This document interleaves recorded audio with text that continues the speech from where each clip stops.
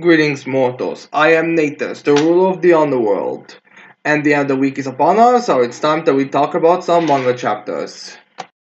And like last week, we're going to be starting out with a relatively simple manga, with this time for Torture Princess, Torture 253. Well, chapter 253, but the torture is also the same title, so it doesn't really matter. But yeah, anyways, we start this chapter off with an actual torture start, with torture announcing that she made butter rolls, which I guess is one of those bread that has like a lot butter inside it. So yeah, as torture explains to Princess that she's actually got into baking lately, or at least got a baking as a hobby, and is now let's just say, for something that's supposed to be a hobby, she's a lot more dedicated to that than to torture. As it's gonna be reminded, or it's gonna be stated by probably Axe. I imagine he's the one that breaks the fourth wall. Although in this chapter, it might also be that Princess is the one that breaks the fourth wall. But regardless, let's Fudocho explains that she's into baking, just like how the Hell Lord is into making those, I think it was gyoza. There was a chapter a couple of weeks ago about that, the one where the Hell Lord was making something. He needed an unbiased opinion. He decided Princess would make the most amount of sense. So, yeah, it's in a similar sense. Now, it's Torture doing this. Which, funny enough, Princess is actually kind of surprised about the Hell Lord because she probably didn't know he was the one that was making gyoza. So, and her idea about the Hallowed is a lot different because she doesn't believe the guy who's always with Momo-chan is Hallowed. She thinks it's just someone who's supposed to be like a stand-in, someone to be, alright, this is a family activity. It makes sense that someone would be there to represent like the father, so that's the Hallowed. So that's be that guy. So I do wonder if that's her experience as well. Like, oh, it wasn't the Hallowed, it was the guy who's a stand-in. But regardless, they are making regardless, there's Princess tastes the butter rolls the Torture made, and then she says it's delicious, and she wants to submit. But then Torture also tastes one because she, I guess, didn't test it before first. Pretty sure you have to test it before you give it, but whatever, she didn't test it. As then Torture's like, wait a minute, it's not as soft as it should be. It's about 1% less soft than I expected it. As then Torture immediately thinks of something like, it could be? As she checks her phone and says, oh yes, I see. The weather that it was raining a couple of hours ago, and when I was planning my making these butter rolls, I actually didn't account for the humid that's going to come from mid raining. So this means that the butter rolls are not as tasty as they should be. Which Princess is just like, well, one, she's shocked at how obsessed Torture is about her the butter rolls and how she make them. And second, she's kind of like, I guess there was rain a bit a couple of hours ago from what I heard outside, which I guess Princess has no way of knowing if it's raining or not outside. So yes. There's probably was jokes about this beforehand, but I just kind of find that it's being brought up again. Because like she has like every other human ability, but for some reason she still has to live in a dungeon. Crazy wonder if Princess asked them if they. It does make you wonder. If Princess asked, could she get better clothes, standard clothing or casual clothing in Torture, and if she could be put into a normal room instead of a dungeon, would they accept this? Because like it's not even like they even acknowledge their actual jobs anymore. I mean, Princess even says that, oh, Torture, you can. It's fine. These big butter rolls are good enough, but Torture's like, no, I can't call myself a baker if I don't make them 100% perfect.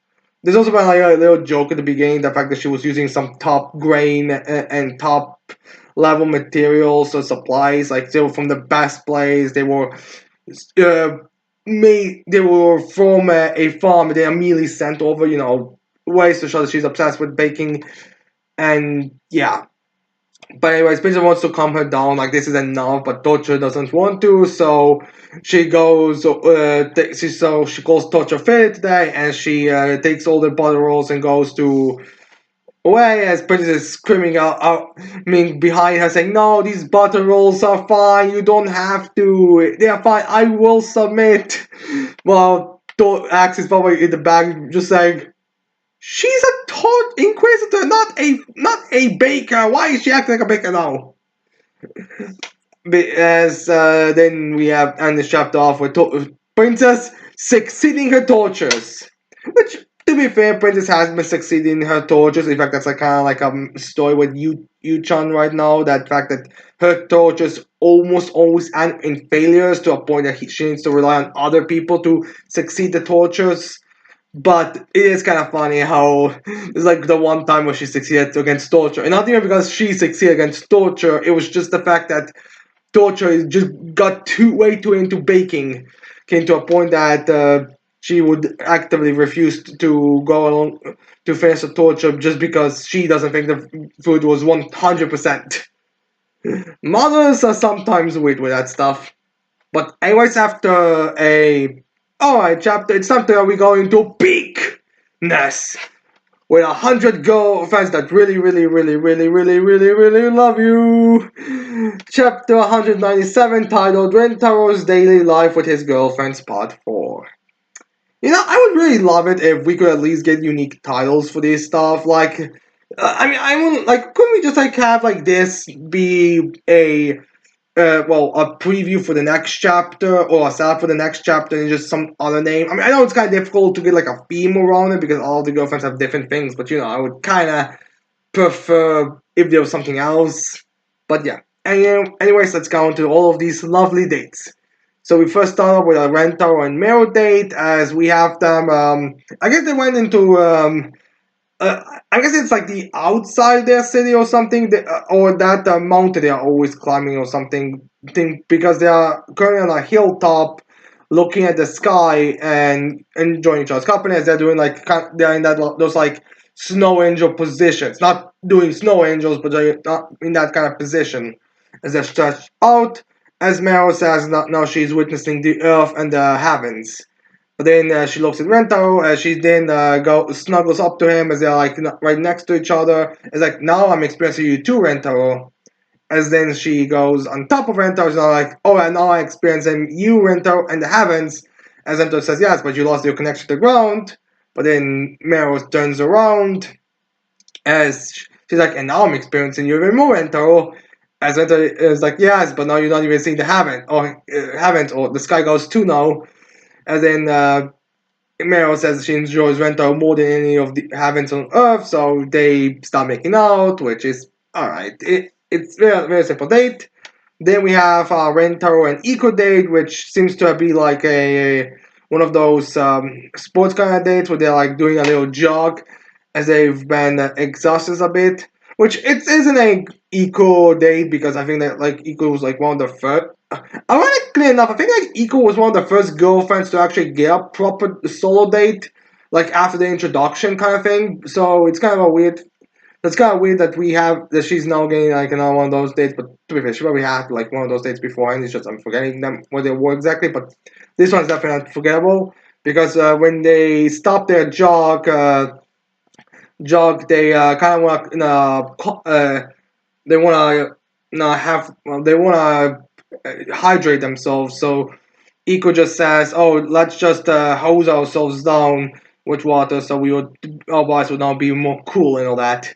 Which they do so, but Rento noticed something, a little flaw with Eco's plan about being hosed down with water after already sweating to hell and back with her wearing just essentially her sports uh, garments and the white shirt on, which he went out and uh, gives her give gives her a towel to dry herself and to cover herself because Iku when she gets a towel is like, yeah, but why? But then she looks at herself and she sees the fact that you can like she might as well not wear a shirt essentially. Like she's essentially showing her sports bra, showing her entire midst, showing her entire stomach. Like she's pretty much on this, making herself on display, which embarrasses her.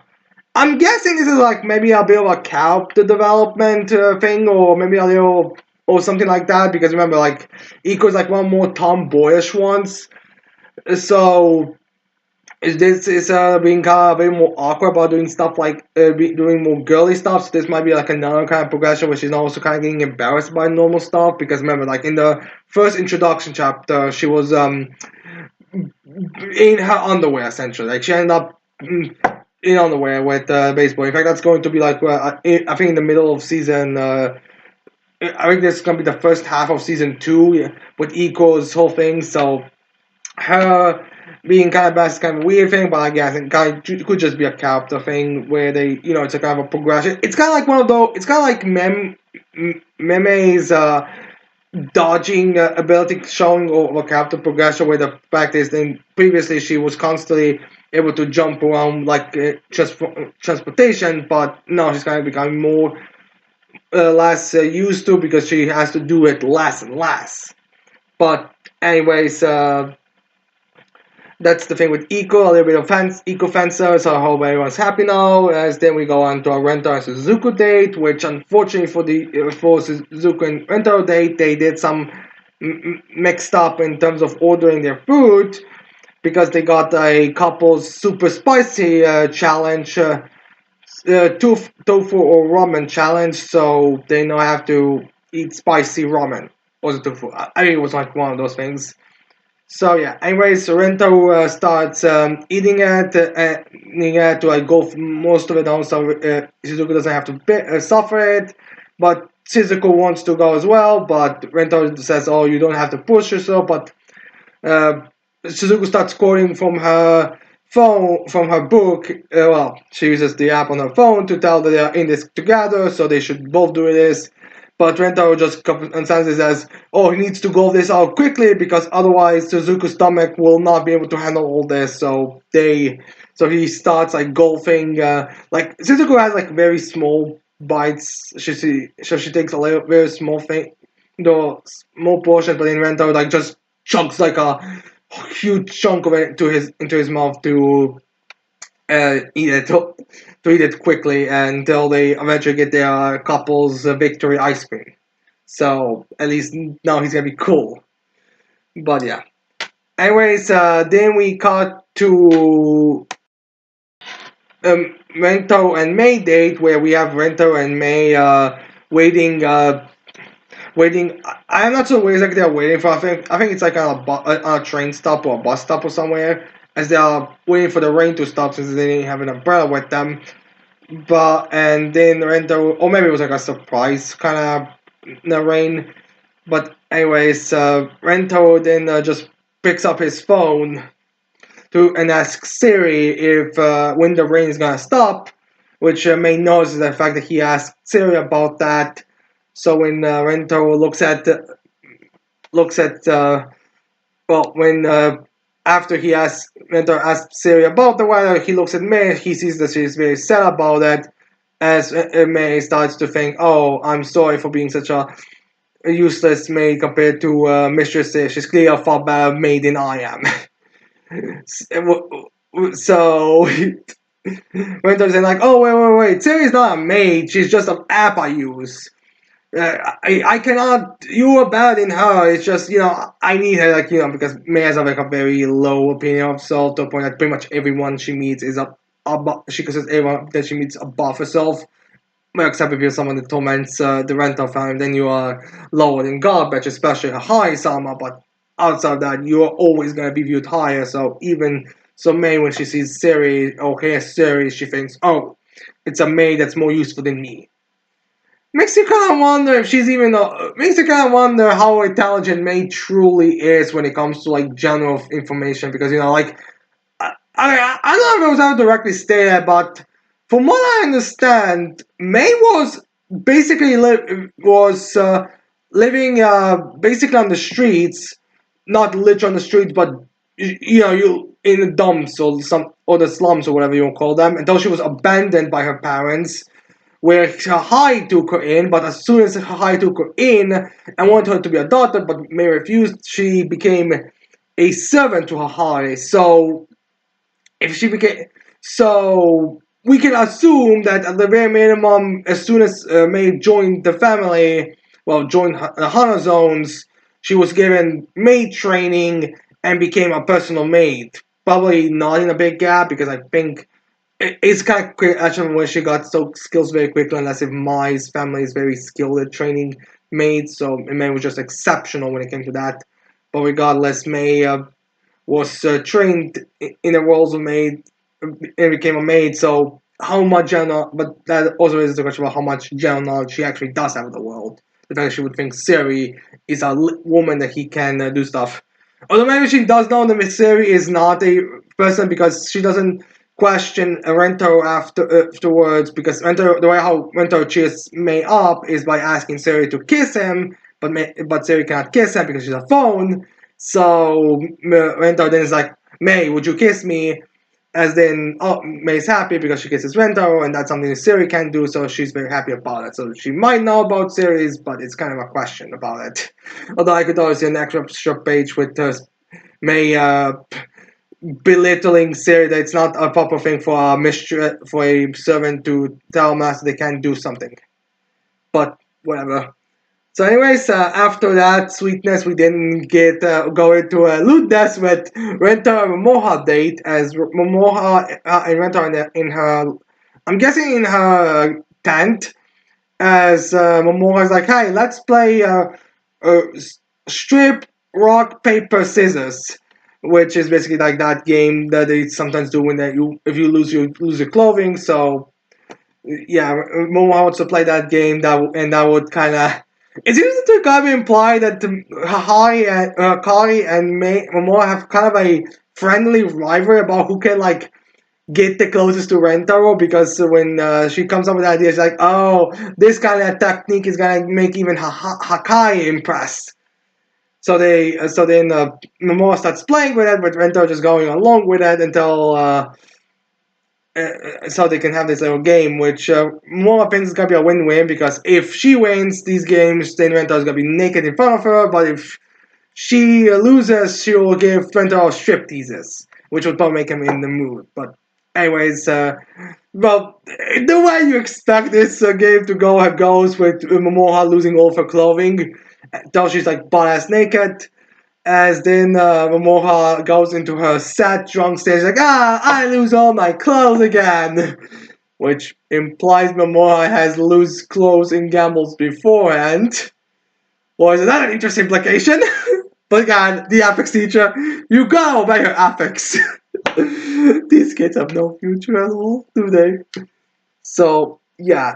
But anyways, Winter's there to comfort her until she probably falls asleep and probably forgets about the whole event. Anyways, like that's a crazy bias. Even if she did to win this game, she would probably forget that she saw Rentaru naked. So, yeah, it doesn't really matter. But anyways, then we get our obligatory new girlfriend date since I think that all the most recent girlfriends have always had, well, all the newest girlfriends have had a date with Rento on these like multi-date chapters just since they became since these chapters became a thing and since they joined, like there's like expect one girlfriend to have a date in whatever one of these multi-date chapters. So Nemu has a date in this chapter with Renta, with her being in the park, but for the first half she's in her state, so she's just having fun that way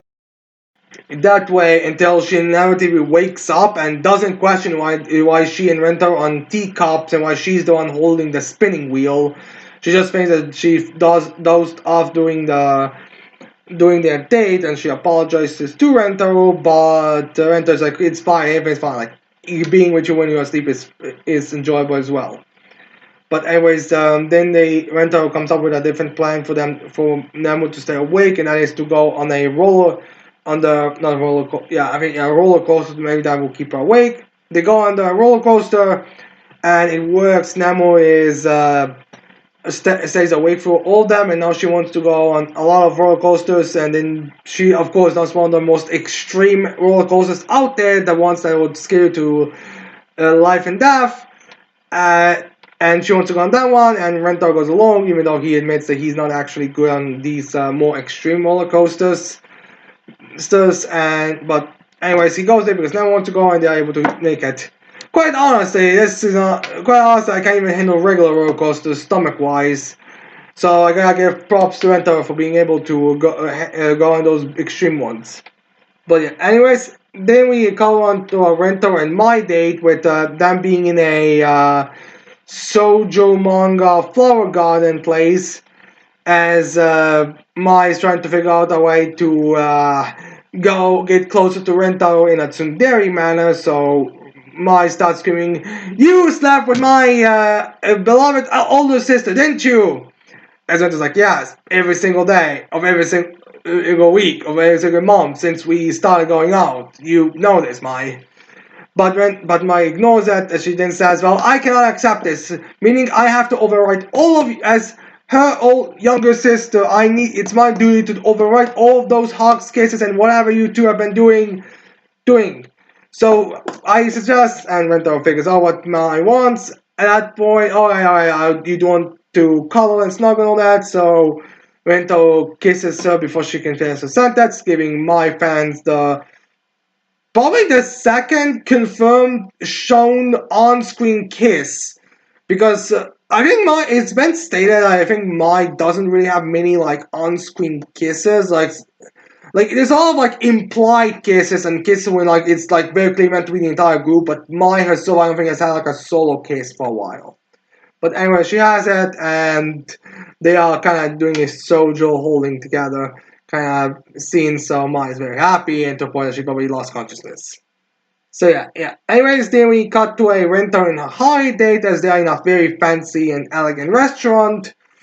Because Hahai is rich as all hell, as Rentaro is kind of nervous about eating such a fancy place because like most girlfriends, it's fine. He goes anywhere, but with Hahai, he has to be like a little bit more proper and a lot more you know. Well, whenever she goes into like these more fancy restaurants, she's a lot more fancy and all that type of stuff. So she is, so he has to be acting the part. But Hahai tells him that it's fine. He doesn't have to worry about it. To a point that Hahai thinks maybe it would be best if they try to calm himself. So they're like, "Oh, I know. Why don't I give you the first season of 100 Girlfriends to calm yourself down?" Probably promotional material for the second season, since I believe in a few months it's coming out as well. But whatever. As Hahai orders the first season of 100 Girlfriends to start commencing, as her and Rentaro then focus on that, as they are getting completely love struck by how peak it is, until they notice one another. This well, I think they touch each other's hands, and then they go into a kissing scene, which is the same scene that's in the I believe 11th episode's ending. When Hahai basically took over the end credits. He is like, "Oh, let's do her craziness," and that ended with her and Rentaro kissing. But Hahai put up the X sign. "No, this isn't allowed." And then they cover that, but this time we actually see how this looked like completely. So yeah, Harry and Rentaro we finally see how that case looked like. So yeah, anyways, then we have the penultimate kiss with Mimi as Mimi and Rentaro are watching a movie with the movie being some kind of high class artsy type of movie. As Rentaro's like, "I have no idea what's going on, but I really don't want to say it because Mimi is probably understands what's going on." As he then looks at Mimi, who has like a fancy, elegant lady, purple lady kind of posture and everything. She's like, "This movie makes absolutely no sense and is completely empty of any kind of substance. Truly a waste of time." Naturally. As Rento is kind of, "Oh, thank God, you also have no idea what the heck is going on." Granted, Mimi uses some fancier words than I do. Like she uses like some kind of vacuoless or something kind of description. But the point is, neither of them understand the movie. Neither of them get what's going on. So Mimi decides that it would probably be best to look at something that's actually logical, aka her beautiful face. So Mimi grants Santa allowing him to look at her beautiful face, which he starts looking at. And she then tells him, get closer, and you see this coming with the two of them kissing. But yeah, anyways, we then go to the final date in this chapter with Nano, who she's meeting with Rento on their date. As then she greets Rento, but then Rento comes out looking in Shizuka's outfit. As no, like shocked as Rento tells her, "Oh, since you love Shizuka so much, I thought it would be great if I dressed like her." But then Nano grabs the clothes off as Rento is in his bulb and loincloth outfit look, which then startles and wakes up Nano, be like, "Oh, it was just a dream." And then Nano goes to the same date spot that she had in her dreams. As it's like, wait a minute, I'm in the same date spot, meeting him late, the same as my dream, thinking, oh my god, it's gotta be my dream, was my dream's premonitions? Although in Nano it's probably more likely to she think, huh, wait a minute, my dreams last night are going on exactly the same. There's no way they will also go the same way with Shizuka, his outfit. And fortunately, Rento is in his proper outfit, like his actual casual outfit. So it's fine. So she just hugs him like, "Oh, Rento, you're the best the way you are." With Rento just being confused, like, "What the hell is Nana talking about?" She hugs him. So yeah, I just want this is more of a foreshadowing for the next chapter because if you saw the next chapter, you know what happens and. Yeah, the whole Raid and Nemo have something in common thing is definitely red herring in terms of what's gonna be happening next chapter. Oh, definitely. Wait, has the chapter actually come out yet? With my schedule, it should probably be out. I'll check it later and enjoy it. But anyways, let's get into the Four Nights of the Apocalypse chapter 171. 71 to some action and to get some, energy in with the chapter titled Rage. So, if you expected the OJ to pull off a main character in an anime and get some kind of BS power awakening thing, you'll be so disappointed by it. But if you're just gonna go to general story, you'll probably enjoy it a bit more. But yeah, anyways, we start this chapter with characters reacting to the last chapter's attack by Anne and Dioja with him being pierced multiple times and being thrown through the air. And so like he's, yes, that's Anne. Oh yeah, this is why Anne is so awesome. A bunch of praises like Moses is like, good work, good work. That was a fine pierce, or oh, I expect nothing less from him, and all that type of praise.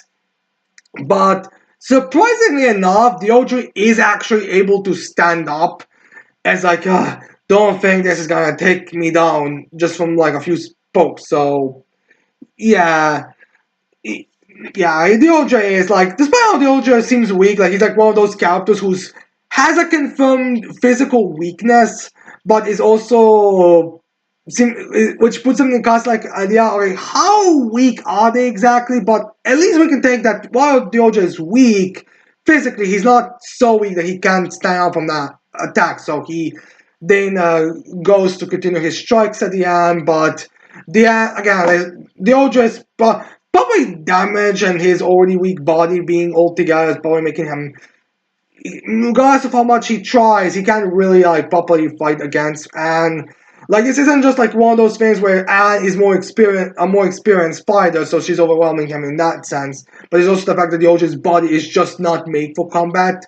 So it's also like that kind of danger. Like when you really think about it, it's like two the advantages that Anne has in this battle: her battle experience and her opponent's weak body. So yeah, the OJ slices basically are doing nothing regardless of how much he puts into it, to the point that his opponents are actually starting to panic. I think what was his name? The guy with a bunch of like I don't know if it's a scar or like a tattoo or something, but the guy with tattoos is even like panicking. Oh no, that woman is clearly too skilled. We'll be careful, Doja. Watch your move. Kind of coaching him on how to fight against an opponent like that. But he's definitely panicking because like really, like, I imagine that Turret and the other guy were thinking, oh, this is just gonna be a bunch of people who are like, they are strong, but they're not really properly skilled, like, anime manga like this, like, you have these very like, for an average person, very powerful individuals, but then you bring out someone who's like remotely skilled amongst the protagonists, and they just completely blitz them. They probably thought this is what it's gonna be, like people who are surviving but are really weak when it comes down to like going against skilled opponents. But they didn't expect, but unfortunately for them, it's the same day as the full night, so they are also very skilled. So, and it's overwhelming the old Dread because, again, which, okay, we don't know about Ballin, but it's kind of funny the fact that the only one that would be an opponent for them have been, uh, would have been, why am I always blanking on his name? What was his name? No, Gareth. Gareth would essentially be the only one that would actually be a problem, but if it's just Gareth, you could have had one of those to deal with Gareth before the OJ, and then against the OJ they would just falter.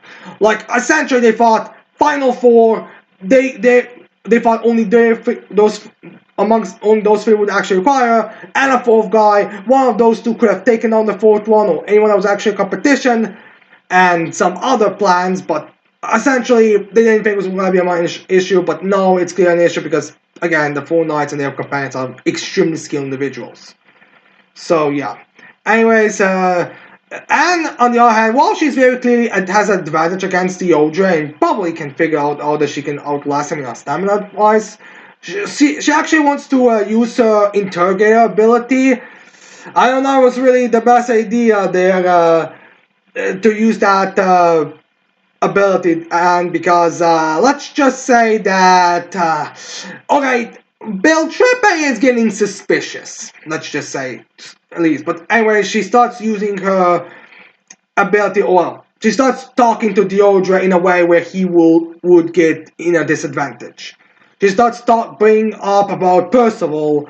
So if he knew about that, which I think this chapter confirms that he had no idea about that portion of the story, because it didn't activate, because he even admits, I have no idea what you're talking about. Like, I legitimately have no idea. You're talking about someone that I apparently caused his life to be a pain. I have no idea what you're even saying. And this is also going to start a little bit of a debate on how exactly do people about Anne's words with oh, she's being kind of harsh on the Odre. No, she's being reasonable harsh. Like, he is the one that's guilty of it. He is the one that brought misery. But when you actually break it down, Percival only really had a couple of weeks of pain. If you look at it in a literal sense, since it was only after, like, Arasad killed his grandpa, and then until he went away for 2 years to get the power up. So it's not like he was doing that worse. It was like a couple of, it's like one of those weird, like, okay, were the characters traveling for like a month or so? Because, like the way how manga and anime is with time is kind of like a weird thing. Like, are they traveling for a while, or are they traveling for only a couple of days? But the way I interpret this, she's trying to get the OJ to either not respond to her question, to knock him out with her interrogator.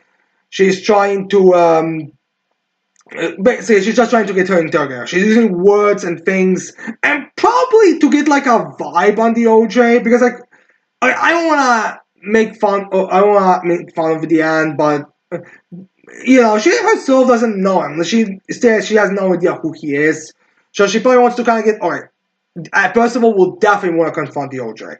That's going to happen. He was already conflicted about meaning when he found out that he was going to be present. And now the fact that now I have a chance to, like, get the general vibe of him, how I should do. I should help him. He's never going to want to meet him. I should be there to assist him with that. So just so the thing will not result in the same way as how it went when he found out that he has a brother. So she wants to probably get that information out of him. And that would definitely lead to an interrogator being activated. Since she'll know, okay, what part of him is lying, what part of him is telling the truth, and general stuff like that. But yeah.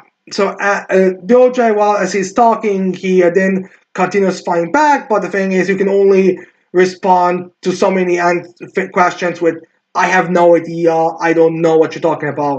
Quite frankly, it's only the first one where Percival is existent that's really like the one that's in complete honesty. The answer has to be, "I don't know what you're talking about. What's this boy?"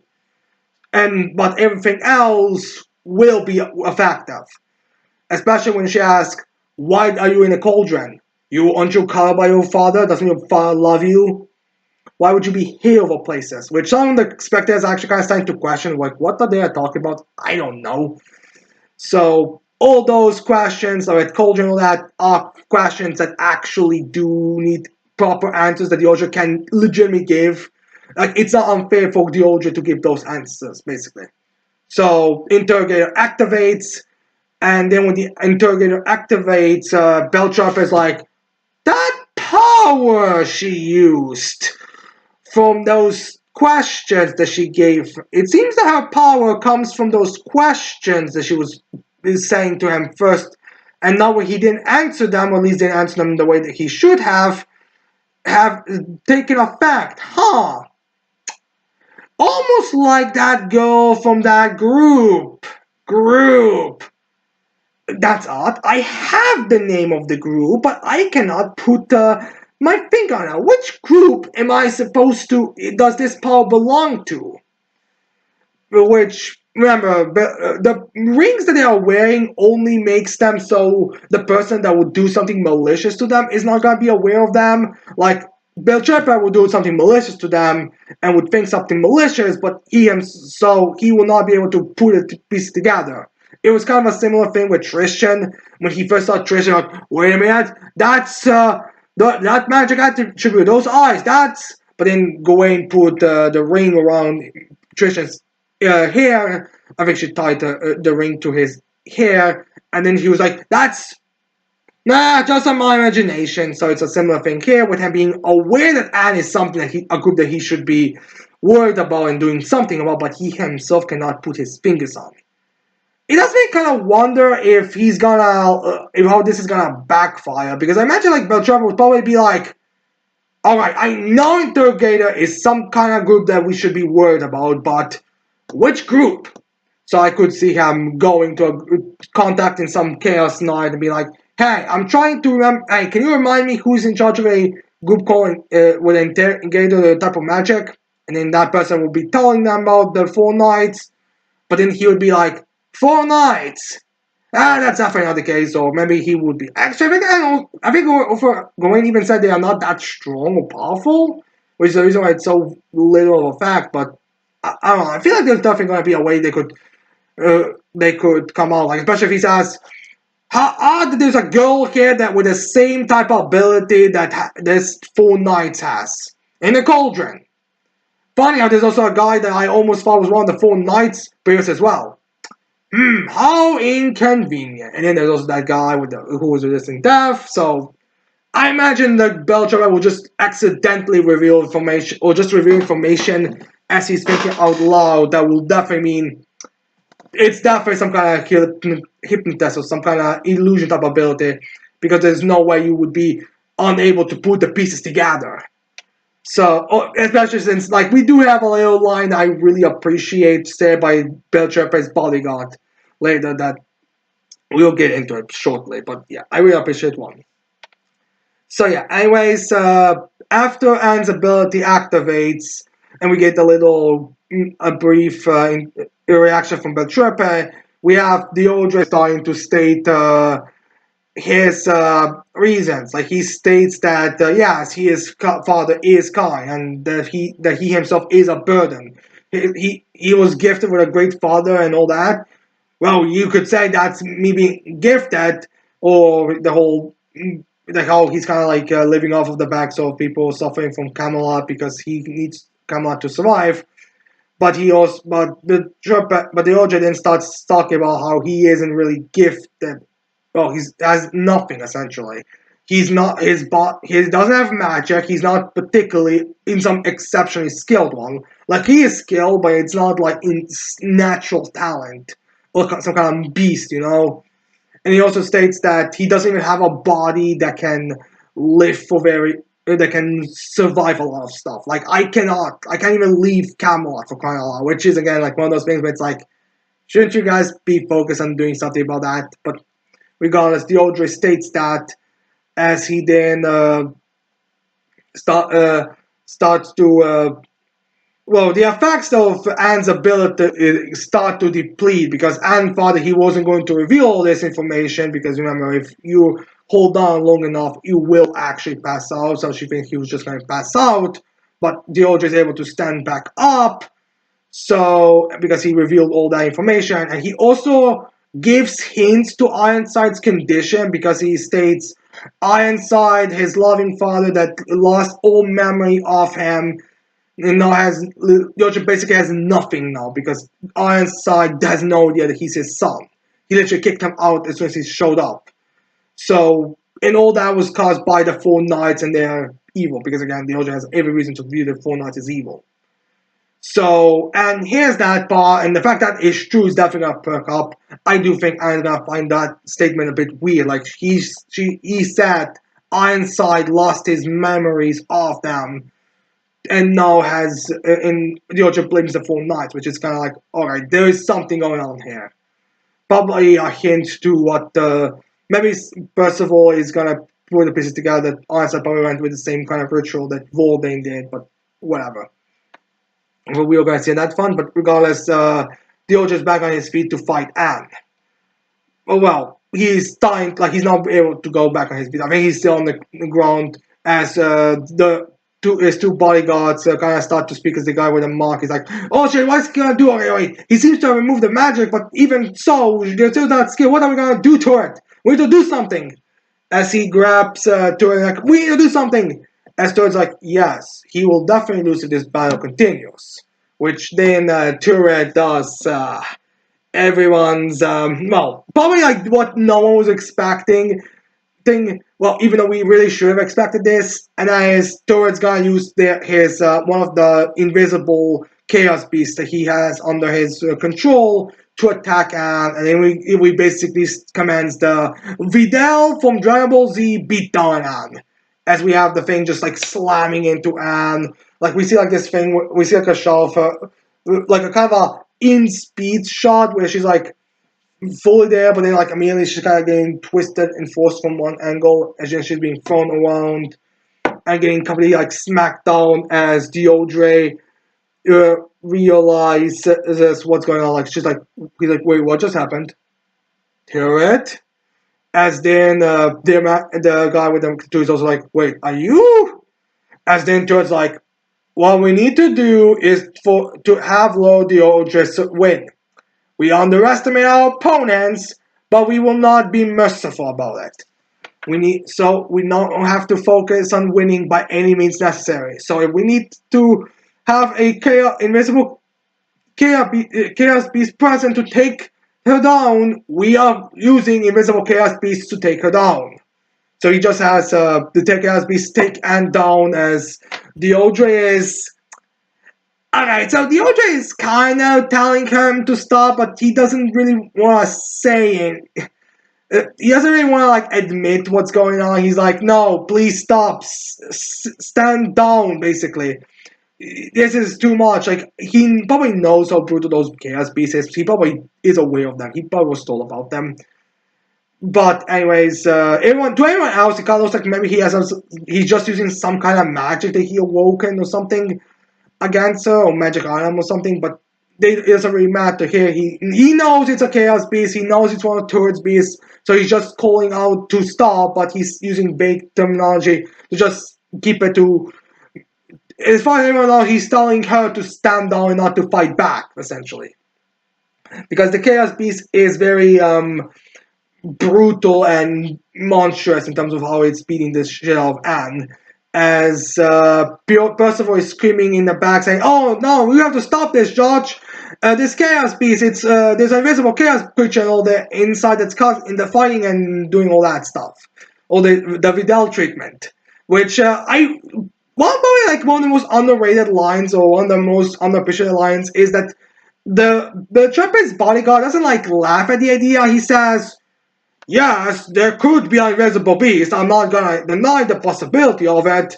but I don't. The thing is, it's invisible. How do I know it's that there and not just you being friends with that girl, getting beaten the shit off, and thinking and trying to find a way you could have her win by disqualification. I mean, this is the world of magic, Jack. Invisible powers are not crazy. So, and it's so there's no which I really appreciate because I always find it annoying and weird how like you have talk about worlds that have some of the craziest beings living in them with some of the wackiest powers and probably encountered things that make absolutely no sense and all you know is that for some reason this nonsense is there yet you act like a ghost, an invisible beast, some kind of monster. That's the oh my god, that's impossible. I mean, yes, if we go a couple of mountains over, there's gonna be a mountain with a face and a mouth and that's gonna be talking to you, but that's completely ridiculous. But ghosts, no, that's completely realistic and normal and everyday. But ghosts, oh my god, that's crazy. Are you talking nonsense? Don't be an idiot. So it's kind of a similar thing here with. So I do appreciate the fact that this guy does acknowledge invisible creatures. It's not that crazy that there would be something like that here, but I cannot confirm it. Basically, so yeah. Anyways, as Anne is getting beaten down, she starts she loses consciousness because again she's getting brutally beaten. And even though she gets beaten, and that assistant guy announces, "Oh, DeAndre is a victor." The beast continues stomping on Anne because remember, you are allowed to beat the person or kill them. It doesn't really matter. So if Anne just got unconscious before she got killed, well, what can you do? I suppose. I mean, I guess DeAndre wants to kill her instead of just beating her down. Maybe it's just a lack of control. Honestly, that's also possible. He said he doesn't have magic, right? So he's probably just not controlling his magic properly, so she's just continuing brutalizing her because of it. Oh well, what can you do? So it doesn't really matter much to Bill Trapper and his guy, but it's just happening and it must matter to everyone else because they don't want Anne to die. Even the Olga doesn't want her to die, but unfortunately for them, Turret is not the type of guy to be merciful. So if that thing has to eat her, that thing is eating her. But unfortunately for Turret's little plan, or at least I'm guessing it's Turret's little plan, I'm not like entirely sure I'm actually kind of confused on what the heck is this meant to happen because we did have Percival in the sky after some minutes where the creature stops stomping and down, but then Percival that thing just stops, and then Percival is in the arena as he holds Anne as the Olga starts talking. I'm sorry about this. I don't want to lose, so I understand why Turin had to do it. Or he doesn't say the Turin part, but he understands. He just is apologizing for her in being in the state. And he hopes the Percival could forgive him because Ian kind of gets it, but again, it's not really Doyo's fault on this. Like, he was trying to stop, but Ture was being the one that was like, oh, I have to, let the thing go loose. So yeah. As Percival, Danger is like one of the coldest lines in Magic War as he has Anne in her brutalized state as he looks at the Deodra and tells him, I will not forgive you.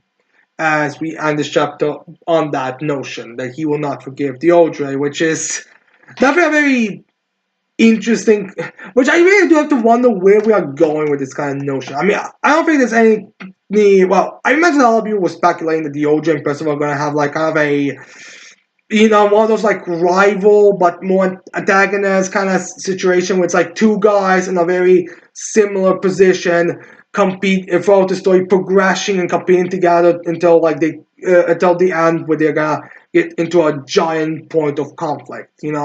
I understand where we are going with this, but it's kind of an interesting thing that we start this off with Percival, who was previously very kind of ambiguous, or at least he wasn't entirely sure how he should feel about the OJ and what he should do about that because he understands the OJ, he understands Ironside's plight. He hates Ironside what he did, but he understands why He doesn't want to blame him or have any kind of musty, but no, with Aang getting so brutally beaten by one of Dioge's servants, he's very pissed off, especially since he's not screaming about that's Tour's actions. He doesn't admit that portion. Now, the question is, how is this gonna go? Because, I mean, I kind of want to say that Percival showed up and either scared the creature, because if it's a beast, it would probably run away from Percival, because like if you watched, I believe it was a couple of weeks ago, last week or maybe a week before that, we had like a scene with the animated confrontation between Tanyak and Percival's group, where she sent her animals at them, but because Percival was there, all the animals ran away because the animalistic instincts of them told them Percival is dangerous. We have to run away. We cannot deal with him. We are not. No amount of beast tamer magic is gonna work on us. We have to run for the hills. So that's what happened with the. So that's what happened with them, and it could be a similar thing with this chaos creature and Percival. Although I could see a thing where Percival slew the beast down, and then it's gonna be like proven in the next chapter, like, oh, this beast was been cut in half, and the two halves are on the ground. Like I could see Percival saying that. The question is, would Beltrape actually count that, or would he make some kind of BS excuse like a beast tamer used a beast? No shit. This is a ballerina. It's not his fault. If he uses his powers like this, then it's fine. I mean, I count that spirit, that ghost that Gareth's brother uses. I count that as just an ability. I count those sentient blob creatures that you have as beings. A beast tamer simply used a beast. What can you do? Although let me get a guy like it kind of makes sense. I mean, there might be some strategy, and there might have been some statements that say that they can't. But actually, Toei did use our chaos creature beforehand against Furry Percival, so they should probably have known that they were chaos creatures. Plus, I think that in the extras for the volume that came out from the last volume, does actually state that the turret and the other guy are some special like beast hunters or tamers for Arthur. So Bill Tripper might know them. So it could be like the kid is on a team with two beast tamers. No shit is he's going to be using a beast. I don't know why he didn't use it from the beginning, but what can you do? It's a beast tamer versus a rapier user. It just happens that he probably would want. All right, I do want to see more of this confrontation or something, but we're gonna have to wait and see. Plus, he doesn't really care. I'm sure I can probably figure out like honestly, it doesn't really matter. Like if he doesn't use beasts, if the beast gets slew in the other matches, then this guy's gonna be fighting against the strongest opponents here with barely being able to stand. It truly doesn't matter to me.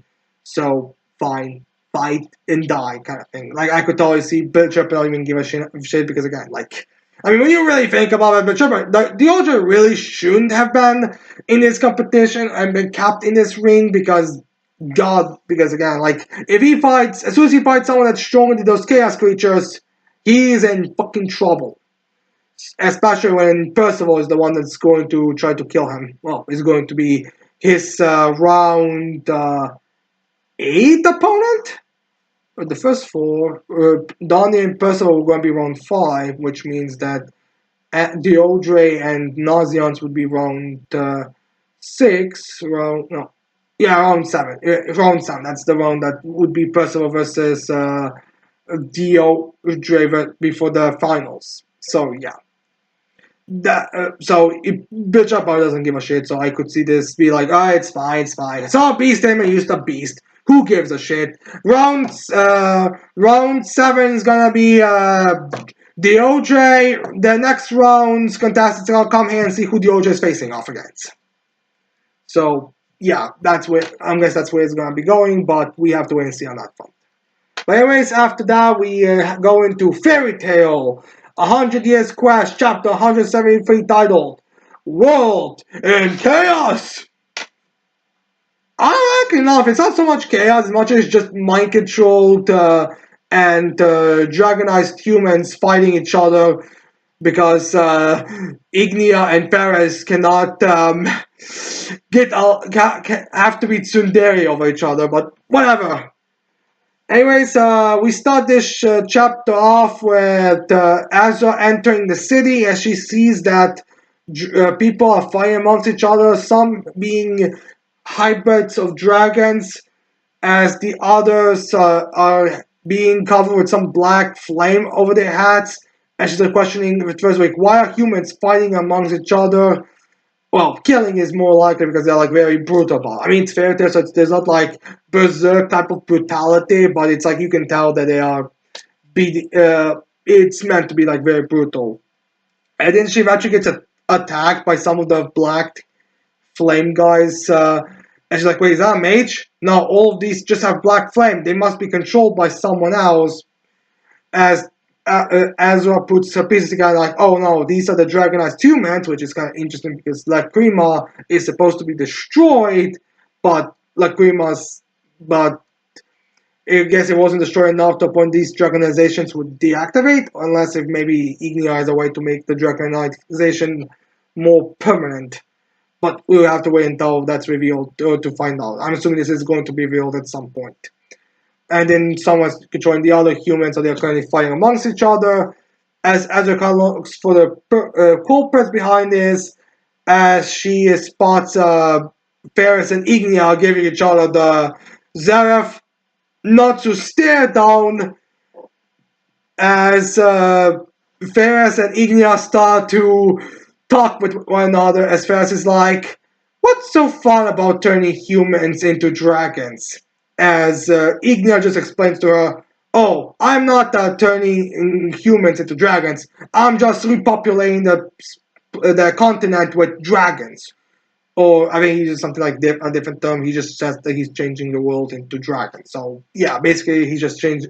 It's less uh, turning everyone into. It's less having fun watching humans turn to dragons and more he's creating a new country. Like he said he would, but then he asks Ferris about why she's controlling humans to attack, as Ferris, just being a psycho, says, just because it's fun. Like when I said the reason why what's so fun, but I meant literally because I'm having fun doing this. So yeah, as then Azra is enraged by Ferris's words, as she's ready to go strike at Ignia and Ferris, who both just give her the most. Who is this woman? Why is she putting so much attention? Ah, what nuisance is this? Like they're just like not even focused on Ezra, which I do appreciate because like Ezra's like one of those members of the Fairy Tale Guild with it feels like Mashima really wants to make the strongest and the most OP character imaginable. But in this instance, she's very much like the underdog in this fight.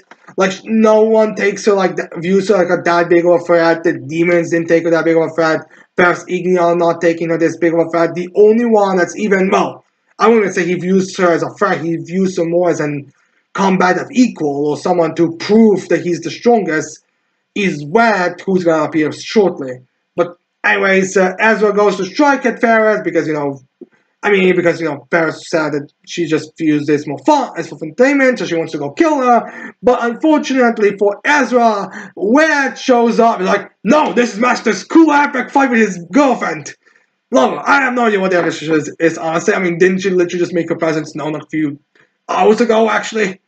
But regardless, Red shows up and pushes Ezra down. I think even breaks the armor that she was wearing. As Ezra is as Ezra realizes, oh no, Red. As then we see that Red has been dragonized in his I know I've seen this kind of look somewhere before, but I cannot put my hand on where because Red's dragonized form. I mean, he has the wings, he has the extra horns. He honestly looks very awesome. That seems to be kind of the main fun a lot of people have. Red looks epic as all hell. So we have Red staying there and he's looking at it, but I swear I've seen this kind of design somewhere before. It has to be Yu-Gi-Oh! I want to say I've seen this kind of design in Yu-Gi-Oh! Or at least a combination of these elements in Yu-Gi-Oh! Because I swear this guy looks that similar to one of those. But I can't put my fingers on which one he's reminding me of specifically. Or maybe some other series that I'm forgetting, but I don't think I think it is Yu-Gi-Oh! The one that he reminds me of, but I can't put on my cards on which one he is to remind me of. But anyways, he states that he'll be her opponent, and he's kind of he feels this vibe is kind of unfortunate because they because previously because if he was undragonized, well, it's gonna be more like that dragon immunity that they have. You know, like how you have, how like Krima can only be destroyed by dragons. Like you have need Dragon Slayer magic, or at least a dragon's body to take down La Krima. That seems to be kind of the idea. So he thinks it's not gonna be a fair fight because he's dragonized now, so he'll probably not be hurt by Azra's swords. Feels kind of a dumb idea, especially since Greg again realizes, hold the fuck down, Lucy and Azra have no way to fight, destroy dragons. So how the hell are we supposed to destroy Lacrimas? Kind of like flaw with the plan, like how they going to be destroying stuff that they can't even touch, which again makes you kind of question how exactly the demons manage to destroy or do anything against it, because they themselves shouldn't be able to destroy dragons, but whatever, we got probably get it revealed later because there is a few weirdness about like the whole Alderaan situation. But regardless, maybe it's gonna be revealed that was actually Ignia Paris working together took down Alderaan. Reason it was so quickly. The other guys were just being nuisance or something. Who knows really? So far right now, but anyways, Matt is kind of important because now they are going to. He has a massive advantage over Azor, while previously at least he could. It will be a fair fight if we fight with two our blades strongest.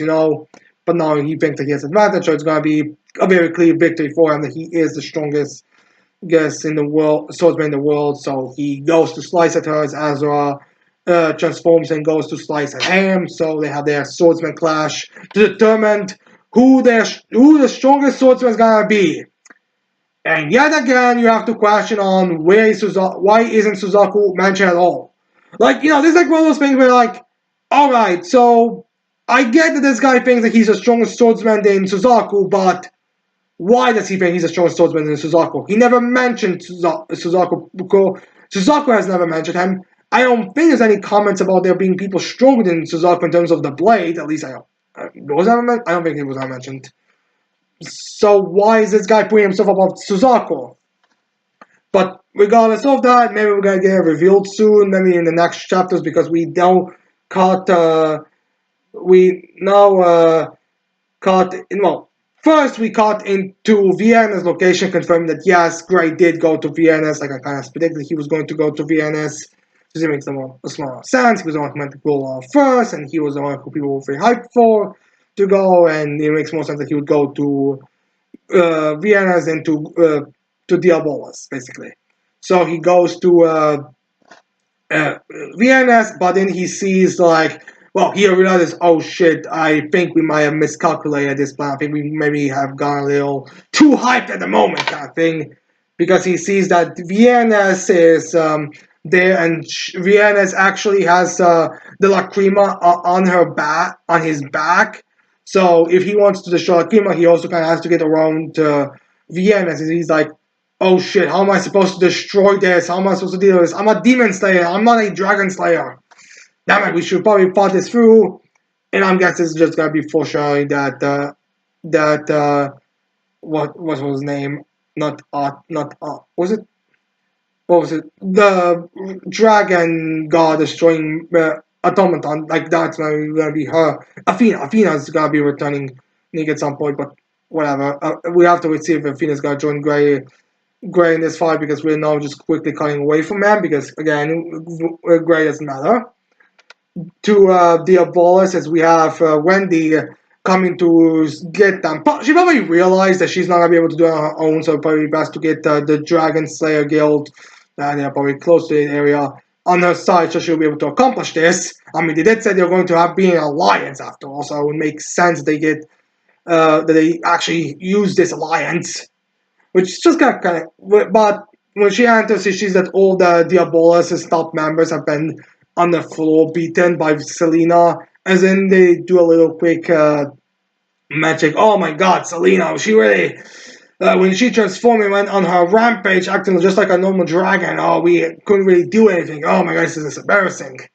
Well, it's almost like some author, despite having us be throughout this entire story constantly being rivals and opponents for Fairy Tail, just sort of forgot about us and now views us so little that he literally has us be off screen.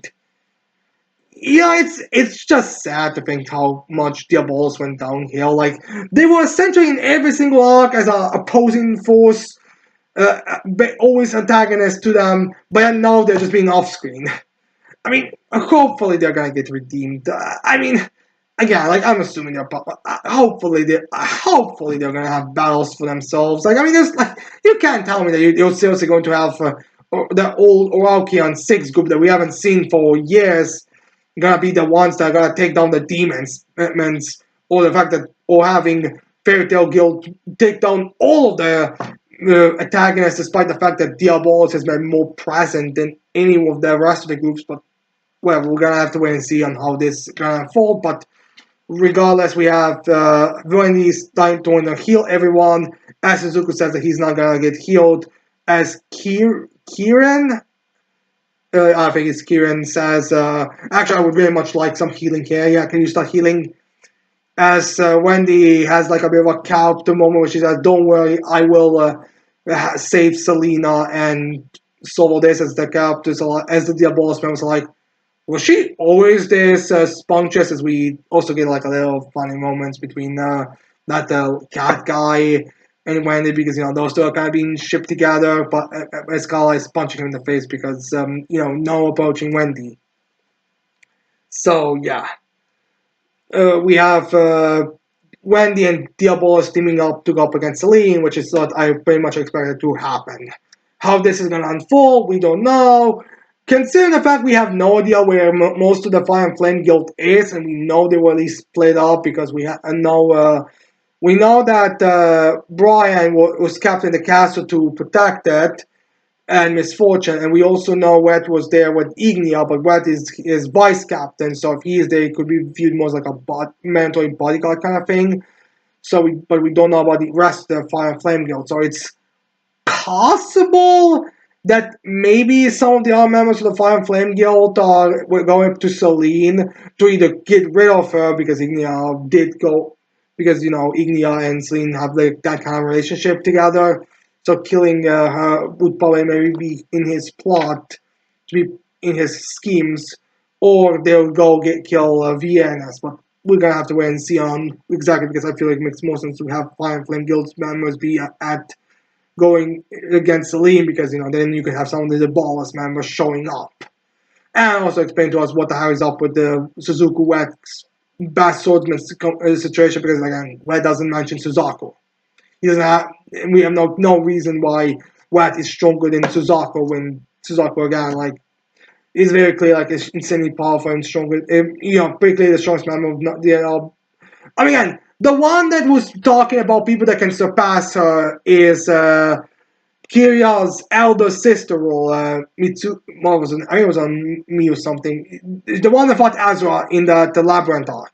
That one was the one that was hyping future antagonists being stronger than her or dealing with her powers. So it's kind of a weird thing with Suzaku is being apparently stronger than Suzaku.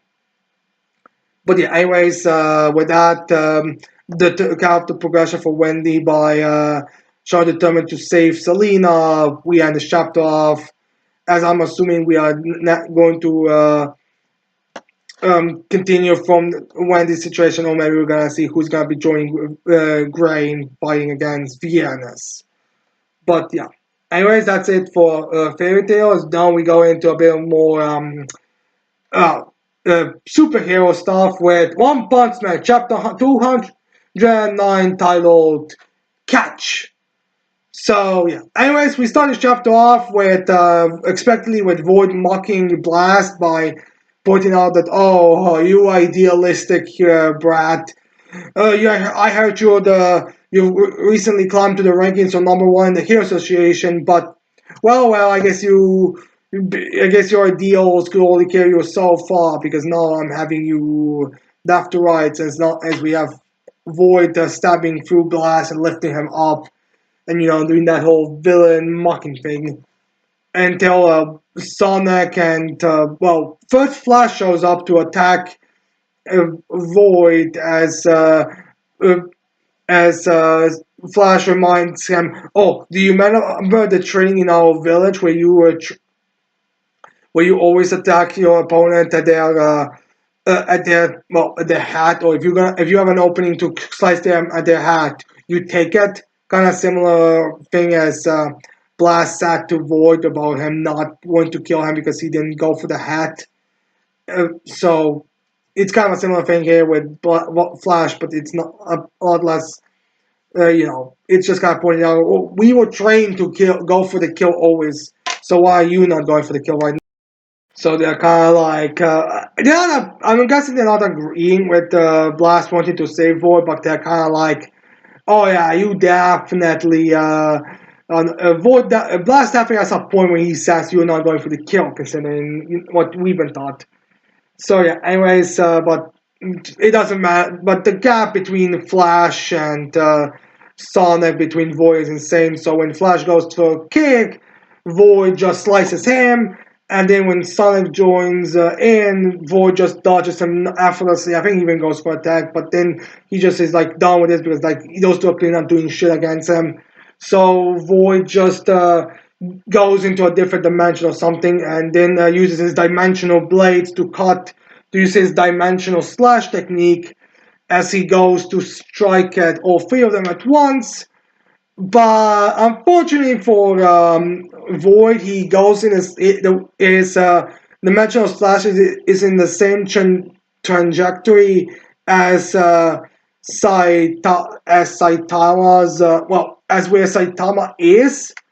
So those slices, those blades that he uses to cut at Saitama simply just grabs them and is like, oh, what's this thing? Is this a thing that almost destroyed the Hero HQ?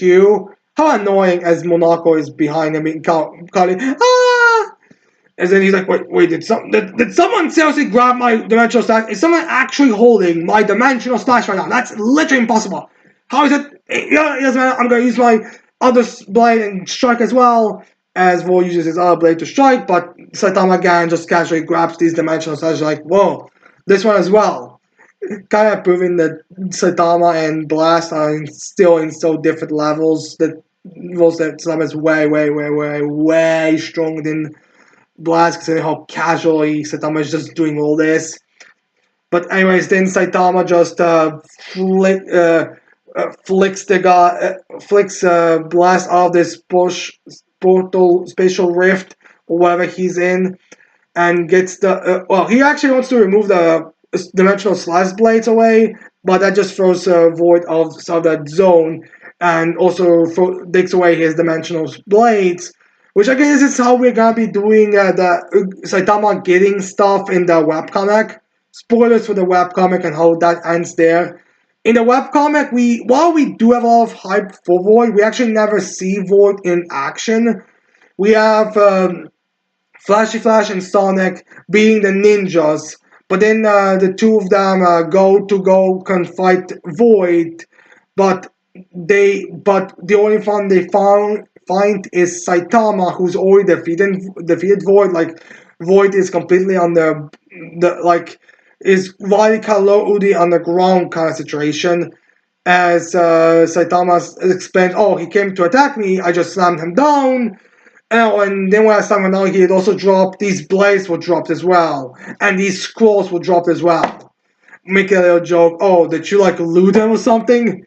So I guess in the manga, instead of go completely off-screening it, we're just going to have Saitama accidentally stripping him of these valuable equipment So he stripped them of his dimensional blades that Sonic and Flash, spoilers, I think I already kind of spoiled everything, but regardless, they're in the webcomic, they gain the blades. I don't know if that's going to be the same thing here or not, but that's the case with the webcomic story. They got their new blades from Saitama defeating Void effortlessly.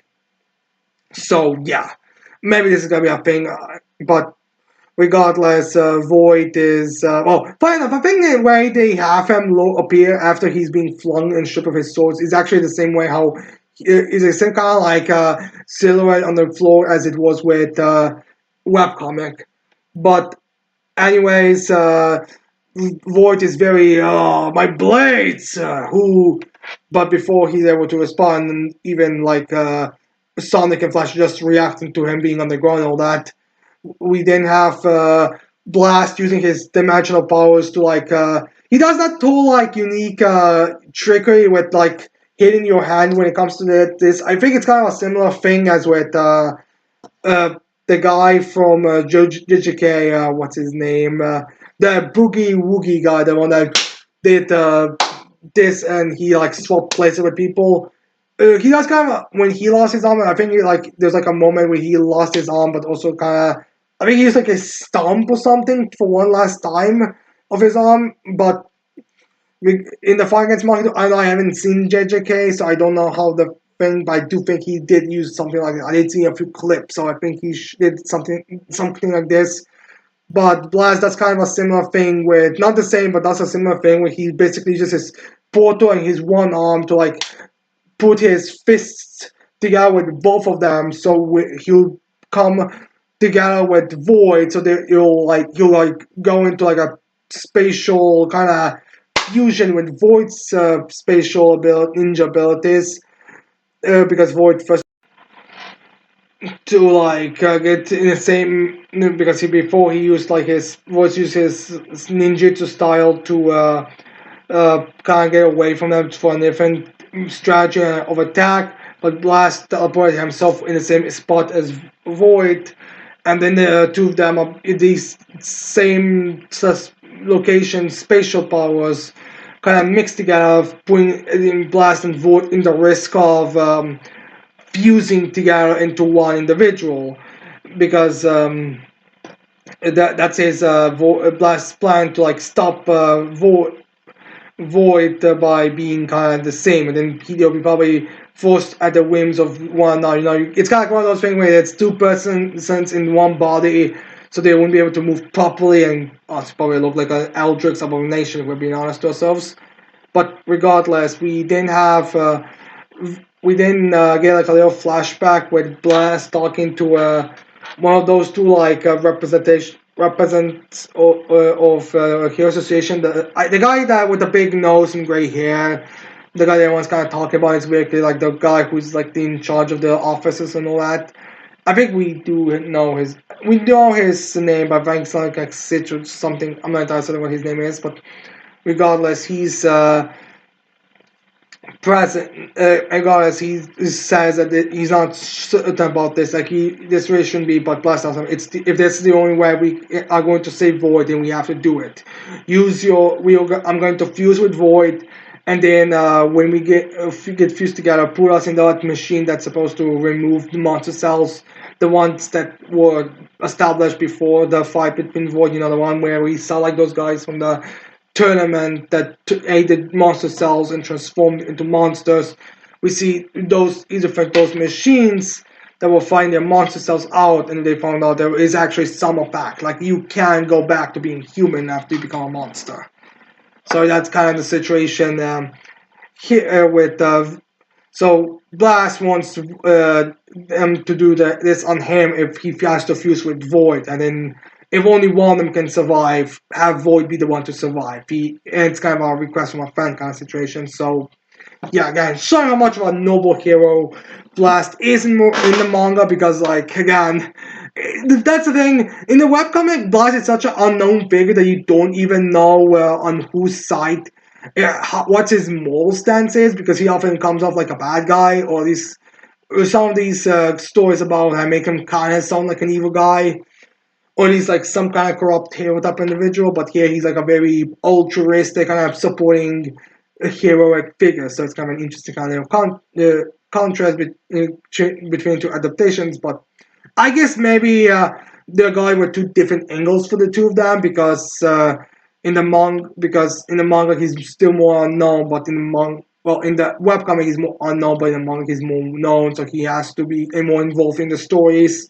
So it makes more sense for him to be, give us more character than if he's just like a Homelander or a Ryan Yamashiro or something. But yeah, anyways, the fusion or the plan to fuse to each other doesn't actually work that well between the Blast and Void. Or it does.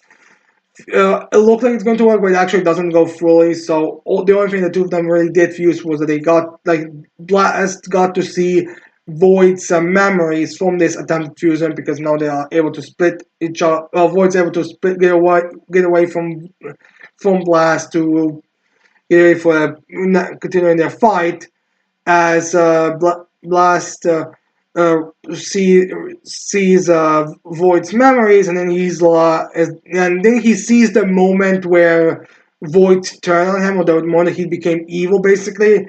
Because we see a shot of Void with that box, and Blast like, no, behind him, like, no, Void, don't accept his please.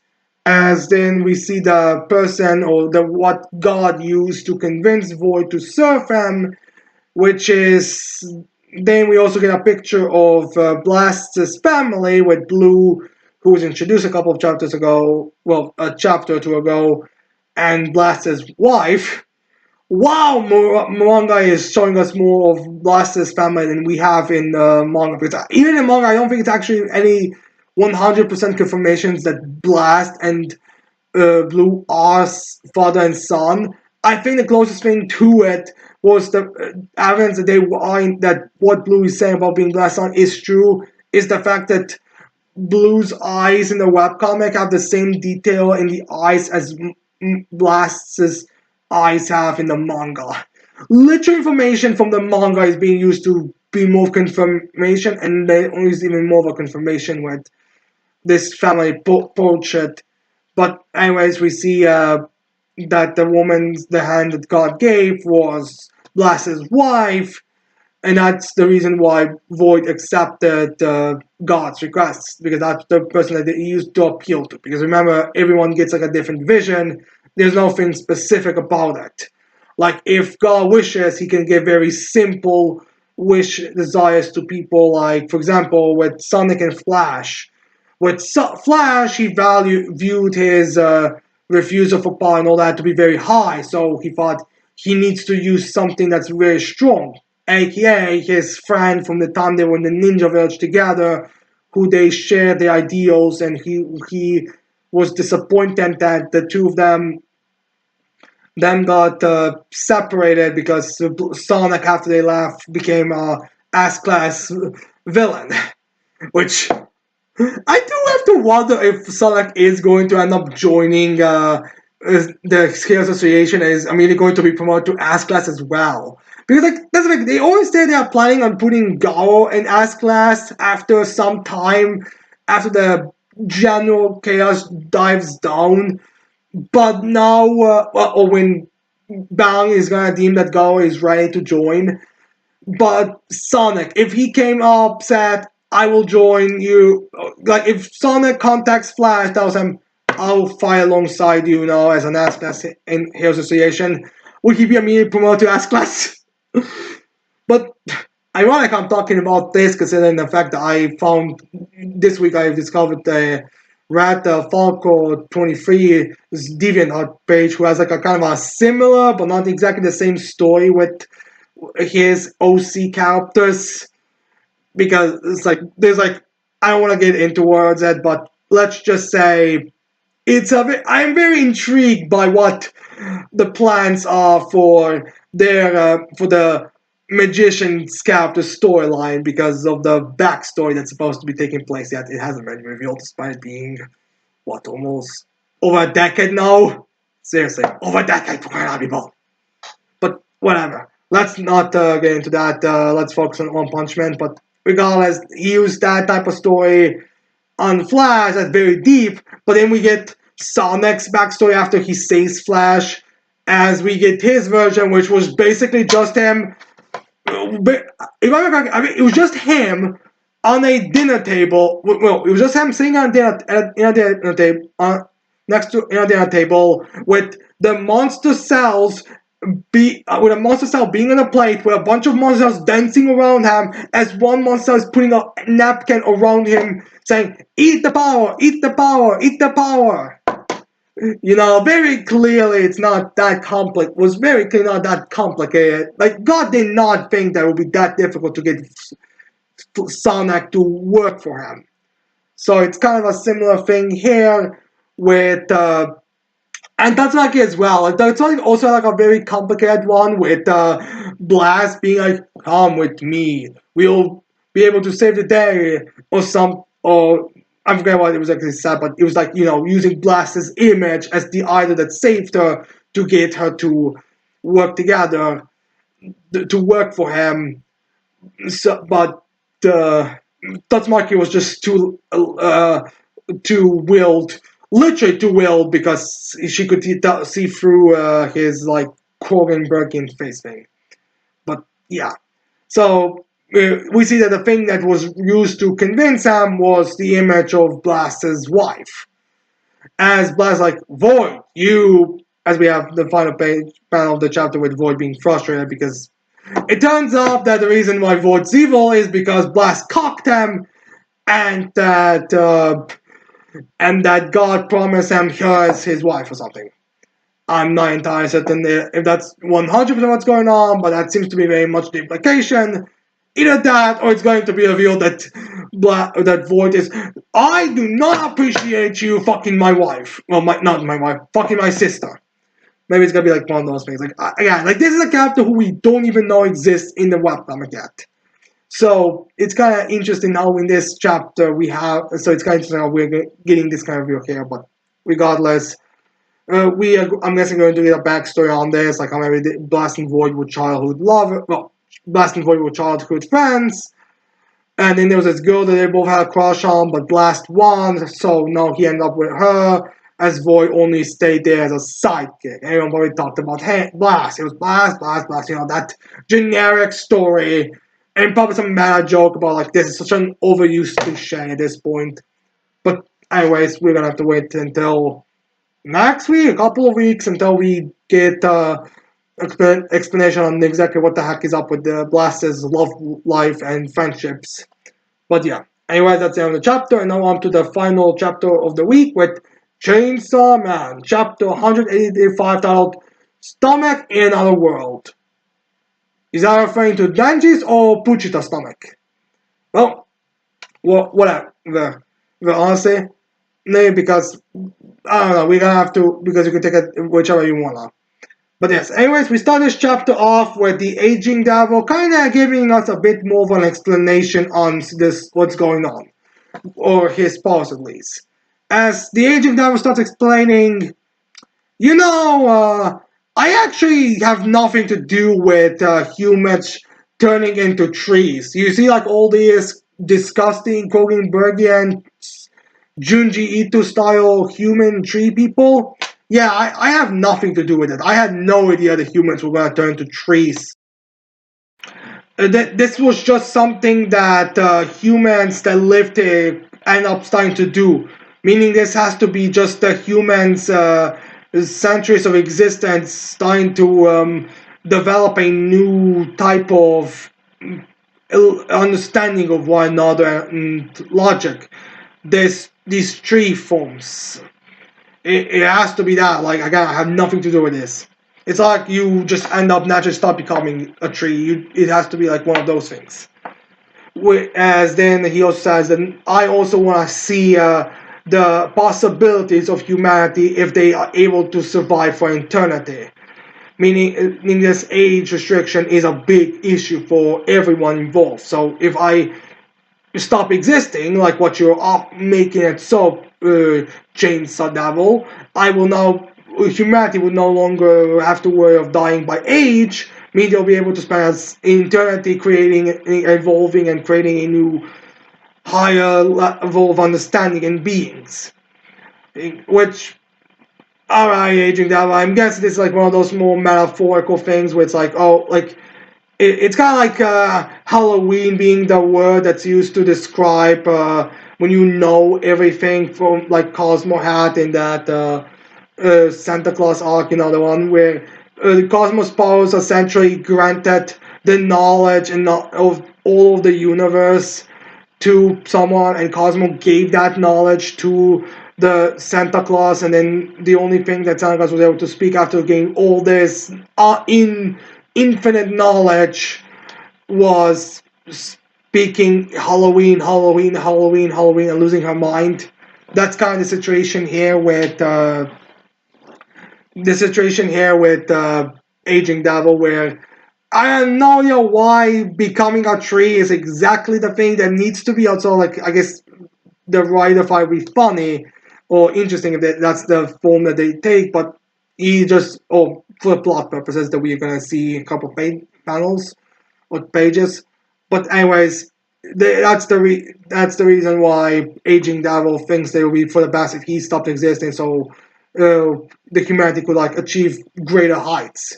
Which, as he says this, we see that he's actually I don't know if he went to that meeting at those office, if with those politicians had, or if he's in some different devil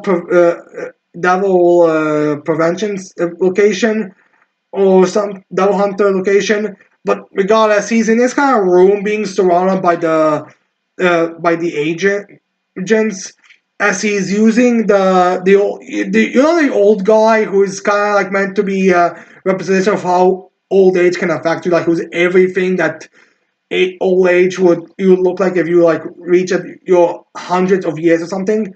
He's basically the aging devil is basically using him as a chair. I mean, we know the aging devil uses human bodies for chairs. I think that's in the devil world. He had like a chair with a resembled humans. So now he's using that chairman for that same purpose, because soon he'll be getting rid of. So you might as well use him as a, well, soon the agent will be getting rid of. So the chairman might as well be his chair, which is always a pretty cool panel when you look at it, because you have like this very Aldrich humanoid figure there sitting on a human chair, an old man's chair.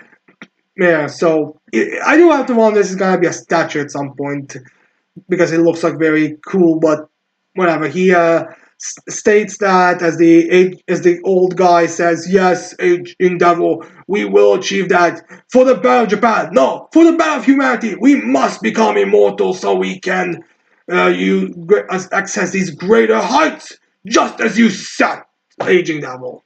So yeah, aging devil is gonna be contempt. Finally, he's not even gonna be witnessing anything. But to be fair, villains have always been kind of weird about. Oh, are you guys aware that you're also going to be in this, see this future and these new worlds and all that? But regardless, then we have the aging devil starting to insult Danji, be like, how are you? So tell me, Chainsaw Man, how are you going to be able to escape this world that I made with no holes? People who have been stuck in this world for 20,000 years and haven't found a way out. You, who's lived not even 20 years old, because like that's kind of the thing about, kind of like, give me an example, like people have been in there for 20,000 years old, but Danji's not even 20 because he's 17, 18 now, somewhere in that age period. So he's kind of like, again, talking about Denji, as Denji's then like, well, Denji doesn't fully explain his plan, but Denji, just kind of in his own way says, oh, this plan is BS, it's not gonna fucking work, I'm not going to prevent it. And if you asking how I'm playing it, well, guess what, my stomach is not in this world. Referring to Puchita, whose Chainsaw Devil's stomach is in the real world. So, yeah. As Denji is walking back to no, is that just walking to Asa, where she's been saying, as it's revealed that Asa, well, the Danji asked Asa to make him a axe or something to cut down a tree. Remember, tree are people in this universe, in this world, or people become trees. As also says, yes, I used it too from the devil you puked out and put it hand together. It's not as I usually make battle weapons in this, but referring to Euro's power. But in this instance, this is the best she could do. As Danji's like, yeah, this will do. As then Danji gets ready to chop. Well, he then starts chopping into the tree. Again, this is a human who got turned into a tree. As the guy who's been like, "Ree!" and the guy was explaining what was going on. He's like, "Hey, you do realize these aren't trees, these are people, right? You do realize this." Which also, when she sees Danji cutting into him, she's also shocked by it. Like, wait, what? Wait, you got into a tree? You what? As then we have Danji jumping into that tree, and then we see like this. While this person is becoming a tree, I think it's like this is like one of those like in between ones. I think in the last chapter and in this chapter, one of these two is we have like a self seeing how different some people are. Some people are so much trees that they still have their faces, but in their eyes are so much trees that their faces are almost completely the same as the like the little lines between trees. But this is like someone who I think still has a few of his limbs out, so he's not completely a tree. Although I imagine that all the trees probably have human limbs now, because like remember that like the one that was I think just a face that Asa first saw, she punched that person and I was like, oh, and then said, oh man, there's not a person. So yeah, it's probably like one of those things. So yeah, Danji is now kind of into this person who's by all accounts still a human. As he cuts into this person, all the guts and everything comes pouring out. As also, and this guy's just shocked. As then Danji starts cannibalizing this person, sent up like bum bum bum bum bum. As Danji then wraps up his like little chainsaw to activate Puchita's control of the chainsaw levels of his body in the real world. As Danji tells, all right, Puchita, it's up to you to save us, basically. As Puchita then is re-energized, because remember, all Danji needs is to consume blood, and he's able to go back to fully functioning, be rested. Yeah, if you remember, it's like in the Infinity Devil arc where they went to the Infinity, and then Danji was able to fight for an Infinity because he keeps cutting into the Infinity Devil, and the more Infinity Devils being cut off, the more blood was spraying, and he could just eat that blood and continue cutting until Infinite Devil eventually got tired of it and gave up. So it's kind of a similar thing here. It's just with so it's kind of this kind of logic, but this time it's instead of like keeping an endless recharge, it's more recharging Puchita because these two are connected, so Puchita can now go and save them. So Puchita starts to act tough, as then Puchita starts running towards where the aging devil is. As the aging devil realizes, oh, so he consumed a human's body. So he performed cannibalism to consume to recharge his energy, and then sent Puchita after me. I see. Devil defense agents. Chainsaw Devil is coming here. Deal with it, or I'm not saying what they're gonna do. Maybe they're gonna like try to have him go towards Agent Devil so he would start being eaten. I'm not certain exactly on what how Puchita is going to meant to be protecting or dealing with Agent Devil. So the plan is to be eaten by Chainsaw Man. So being cut off 1,000 pieces isn't going to change a thing. I don't think even being sent back to the underworld is going to change anything. I mean, at least I don't think so. I mean, is it explain that contracts get cancelled if they need to reanimate, or is it like a temporary thing? Like, aging Devil will have to take some time to revive himself in the Devil world because he was killed in the human world. So there's like a bit of a time period before the agent Devil will be able to be consumed again. Maybe that's the idea behind this, but I was like, no. I wasn't entirely certain what the heck was the point of that all that running, since it seemed like Dante was going to explore the idea of, oh, I can buff out devils was So maybe move so much until you're completely sick and start buffing out devils as well, or maybe that's going to come. Or maybe there's some other scheme that I'm not really seeing on right now. Maybe it's gonna be like a flashback thing where it's gonna be revealed that he actually puked out other devils, but they were puke used for something else now. But anyways, Butcher is on the move, and Aging Devil is aware, and he's sending agents to deal with it, or at least to make sure that he gets eaten by Chainsaw Devil or something like that. So yeah, and that's where we end this chapter off with the Aging Devil probably getting off of his human chair. But yeah, anyways, and him fight going up against Buchta. So yeah, we're gonna have to wait and see on exactly how this fight's gonna unravel and how exactly our saw danger. Maybe that other guy also escaped. So yeah. Anyways, that's it for today's video. I hope you like this video. I hope you leave your thoughts on these chapters in the comments below and chapters that you've read this week. Don't forget to leave a like, subscribe to this channel for more videos in the future. And with that said, I cannot wait to see all of you mortals next time. Goodbye.